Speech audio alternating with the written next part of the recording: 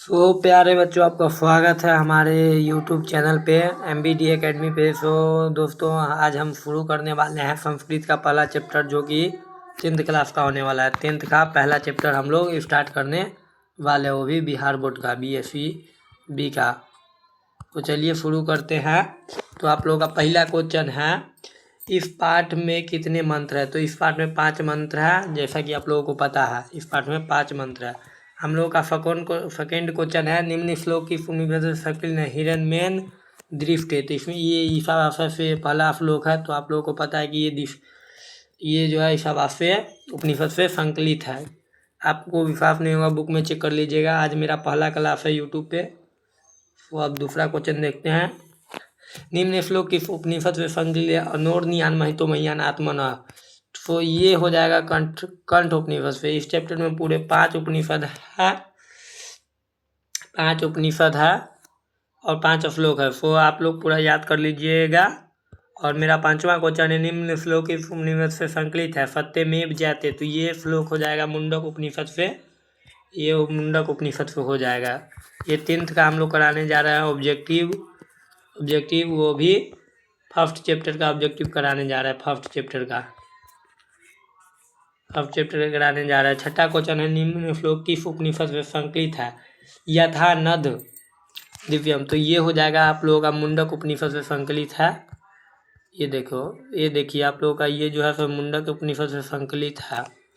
मुंडक उपनिषद से संकलित है। हमारा 7वां क्वेश्चन है, निम्न श्लोक की उपनिषद से वेदहामेतम अन्यान। तो हमारे ये हो जाएगा श्वेताश्वर उपनिषद से संकलित है। श्वेताश्वर उपनिषद से संकलित है ये। और हमारा फिर 8वां क्वेश्चन है, पुष्णन अपावृणु की संधि क्या होगी? तो इसका हो जाएगा पुष्णन पावृणु। जैसे पुष्णन प्लस अपावृणु की संधि क्या होगी? तो इन दोनों को जोड़ दीजिए, पुष्णन पावृणु हो जाएगा। ये हमारा राइट आंसर हो जाएगा। तो हमारा 9वां क्वेश्चन है, जंतु निहित में कौन सी संधि है? तो जंतु निहित में कौन सी संधि है? तो इसका हो जाएगा विसर्ग संधि। जंतु निहित में विसर्ग संधि है। हमारा 10वां क्वेश्चन हो जाएगा, विहाय में कौन सा पड़ता है? विहाय में कौन सा पड़ता है? तो ये लैप पड़ता हो जाएगा। विहाय में लैप पड़ता रहता है, क्योंकि जैसा कि आपको पता होगा, आप बुक स्टडी कीजिएगा तो उसमें भी पता होगा। नेक्स्ट क्वेश्चन है हमारा 11 नंबर क्वेश्चन है, हिरण्मयन पात्र से किसका मुख ढका हुआ है? तो सत्य का मुख ढका हुआ हिरण्मयन पात्र से। 12 नंबर क्वेश्चन है, सत्य धर्म प्राप्ति के लिए किसको हटा दे? तो हिरण्मयन पात्रों को हटा देना चाहिए सत्य प्राप्ति के लिए।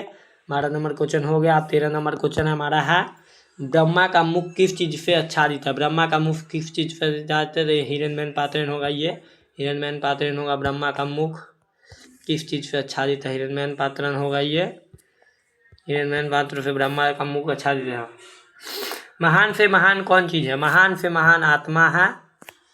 मैं तो महियान, ये श्लोक आपने पढ़ा होगा। तो ये जो महान से महान जो है वो आत्मा है।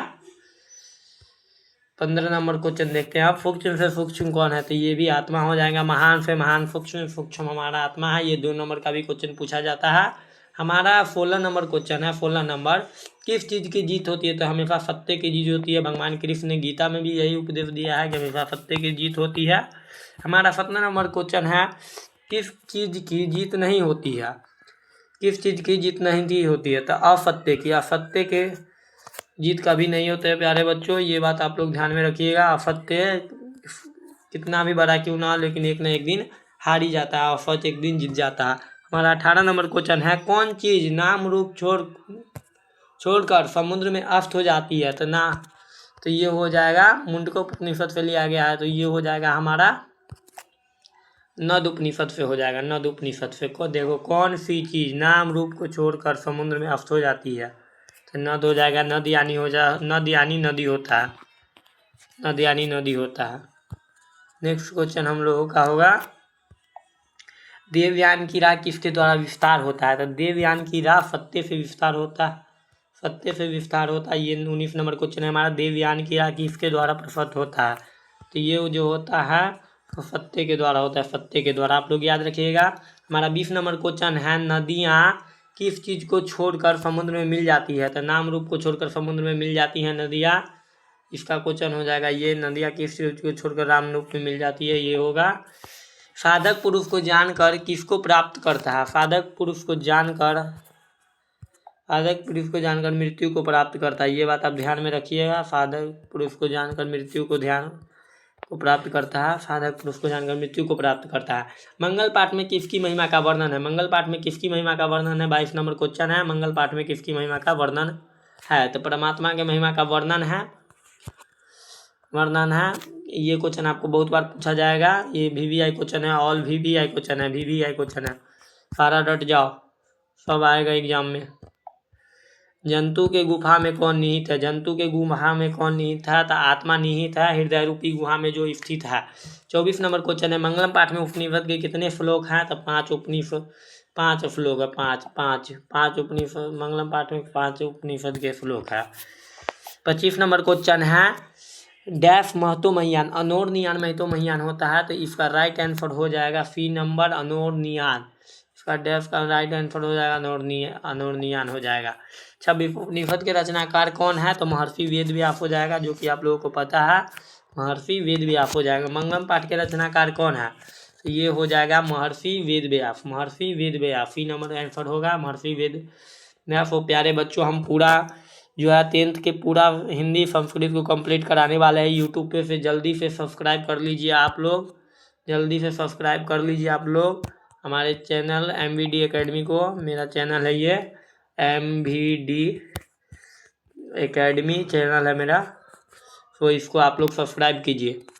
और हमारा 18 नंबर क्वेश्चन है, 18 नंबर का जो उपनिषद किसके अंतिम भाग से लिया गया है? तो ये हो जाएगा वैदिक वांग्मय से हो जाएगा, वैदिक वांग्मय। उपनिषद किन से लिया गया है? तो ये हो जाएगा वैदिक वांग्मय। इनके नीचे वाला क्वेश्चन है, ये होगा, ये वैदिक वांग्मय हो जाएगा इनका। सी नंबर आंसर सही, 28 का सी हो जाएगा। सो ये हमारा लास्ट क्वेश्चन था। भाई मिलते हैं अगले ब्लॉग में। चैनल को सब्सक्राइब कर लीजिए ताकि आपका सारा सिलेबस कंप्लीट करा सके हम यूट्यूब पर। आप लोगों के लिए ना इतना मेहनत करते हैं, तो लाइक सब्सक्राइब करके जाइएगा। बाय।